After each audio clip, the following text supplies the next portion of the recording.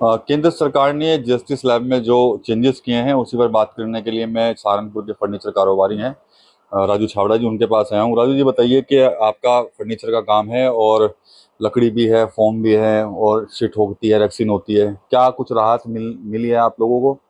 नहीं, हमारी आइटम में किसी में कोई कम नहीं हुआ है। जो 18 था स्लैब पहले, अब वो आज भी 18 ही है।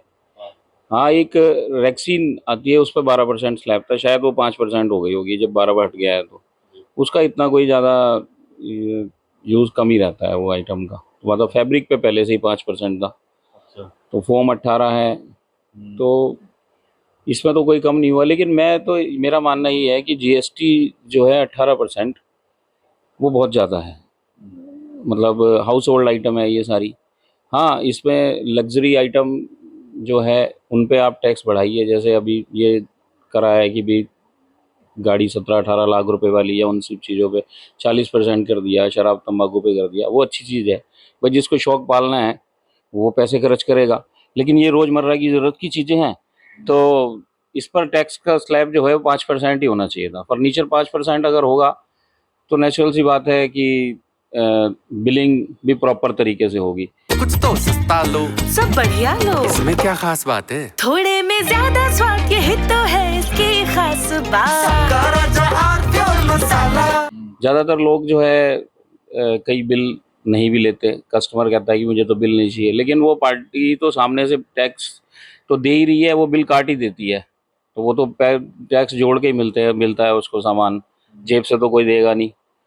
तो एक चीज़ सबसे बड़ी मेन चीज़ ये है कि खाली फर्नीचर ही नहीं, जितने भी और व्यवसाय हैं जिनमें भी 18% का स्लैब है, उस सब में जो है कहीं ना कहीं इनपुट क्रेडिट का जो जीएसटी का खेल है, वो इसीलिए ही खेला जाता है कि जैसे 18% है तो उनके बिल जो बिकते हैं बाजार में, मान लो सामान सेल करने के बाद वो 5% 6% पे बिल लोग सेल कर देते हैं, बिल बेच देते हैं, यानी कि माल नहीं बेचा, खाली बिल बेच दिया वाला सिस्टम चला रखा है।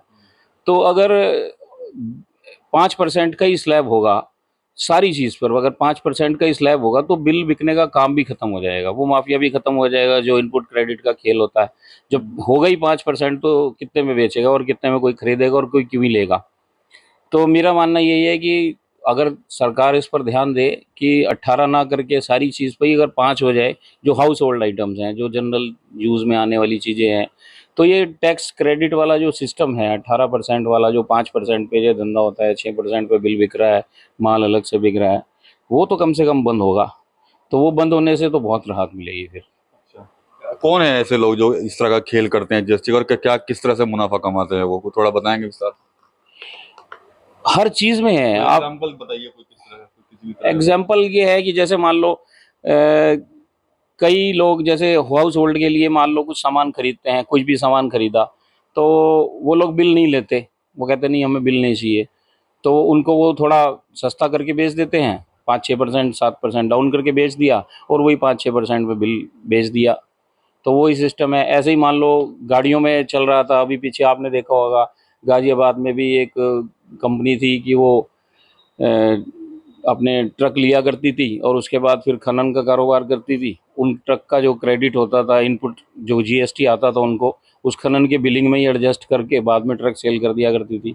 तो वो भी एक बहुत बड़ा खेल है कि भी जीएसटी सरकार को, वो जो ट्रक ले रहा है उसका जीएसटी, उससे उसका कोई मतलब होना नहीं चाहिए, लेकिन वो भी इसी में खपत हो जाता था।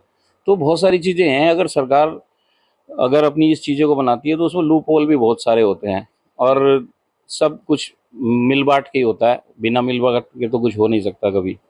और फिर मैं तो कहता हूँ अगर 5% होगा तो नेचुरल सी बात है कि अगर 5% जीएसटी होगी तो हर आदमी बिल लेगा भी और बिल देगा भी, और सेल भी बढ़ेगी, लोगों के कारोबार बढ़ेंगे, सेल बढ़ेगी।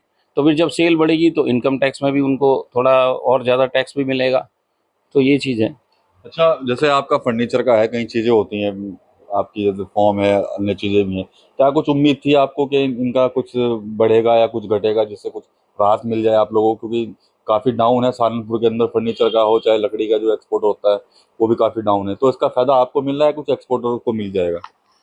हमें तो उम्मीद थी कि शायद 5% हो जाए, लेकिन एक्सपोर्टर को तो इसका सारा ही फायदा मिलता है। एक्सपोर्टर को तो जितना भी जीएसटी होता है सारा रिटर्न हो जाता है। वो अगर 18% जीएसटी सामने वाली पार्टी को बिल बना के देता है तो एज गवर्नमेंट रूल के हिसाब से उसको 18% जीएसटी पूरा रिबेट हो जाता है, क्योंकि वो एक्सपोर्ट कर रहा है, वो बाहर माल बेचता है, तो इस एवज में कि वो उसको वो डॉलर ला रहा है वो, तो इसीलिए उसको सारा 18 का 18 वापस हो जाता है।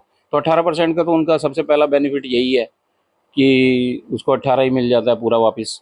और फिर उनको सबसे बड़ा मज़ा इसी बात का ही है, बहुत सारे लोग तो ऐसे भी हैं जो कई एक्सपोर्ट करते भी नहीं हैं, खाली फर्नीचर नहीं और बहुत सारी चीज़ों में भी एक्सपोर्ट में सारा टैक्स रिटर्न हो जाता है।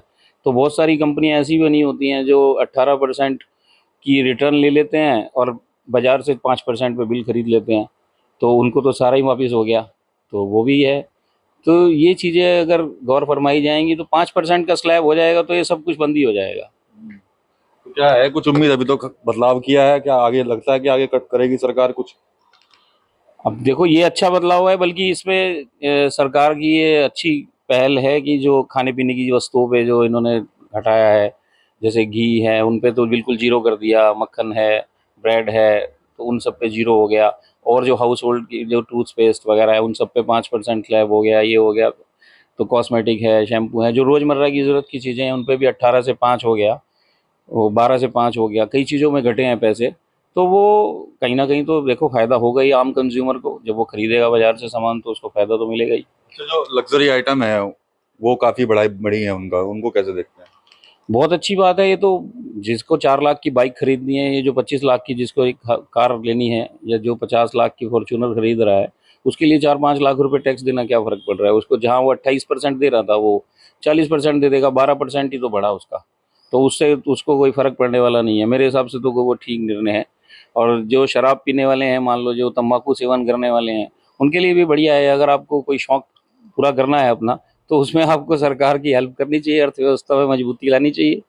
सरकार तो मेरे ख्याल से यही चाह रही है कि जो ये लग्जरियस आइटम है इन्हीं से जो फर्क पड़ेगा कई हजार करोड़ का, वो इन्हीं चीजों से पूरा किया जाएगा। बिल्कुल, देखो जी, कोई भी दुकानदार हो या सरकार हो या कोई हो, घर से तो सारा सिस्टम बना के ही चलेगा वो, तो ठीक भी है। अब जो आइटम मान लो उन्होंने, जिसमें मान लो उनको लॉस होगा, तो उस लॉस को पूरा इसी उसमें किया जाएगा, और करा भी जाना चाहिए, कोई दिक्कत नहीं है। उन उन लोगों को जो 50 लाख रुपए की गाड़ी खरीद रहा है, उन लोगों को 12% टैक्स बढ़ा, तो उनको 60-70 हज़ार रुपये अगर उनके बढ़ भी गए, जिसने 50 लाख की गाड़ी लेनी है उसको 60-70 हज़ार रुपये से क्या फ़र्क पड़ता है? उसके लिए तो एक टिप जैसी है। चलिए ठीक है।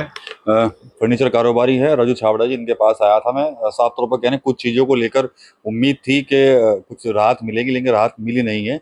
लेकिन इनके ही कारोबार से जुड़ी कुछ आइटम्स ऐसी हैं जिनको 5% के दायरे में लाया गया है, जिससे काफ़ी सुकून जो है वो मिल रहा है। इसके अलावा जीएसटी में किस तरह से बिलों का खेल होता है, कैसे बिल बिकते हैं, उसका खुलासा भी कहीं ना कहीं राजीव छाबड़ा जी की तरफ से किया गया है। टीवी 9 यूपी के लिए सहारनपुर से विकास कपिल। थोड़े में ज्यादा स्वाद, यही तो है इसकी खास बात। वाओ मम्मा, क्या स्वाद है। अरे मेरे राजा, का राजा आर प्योर मसाला।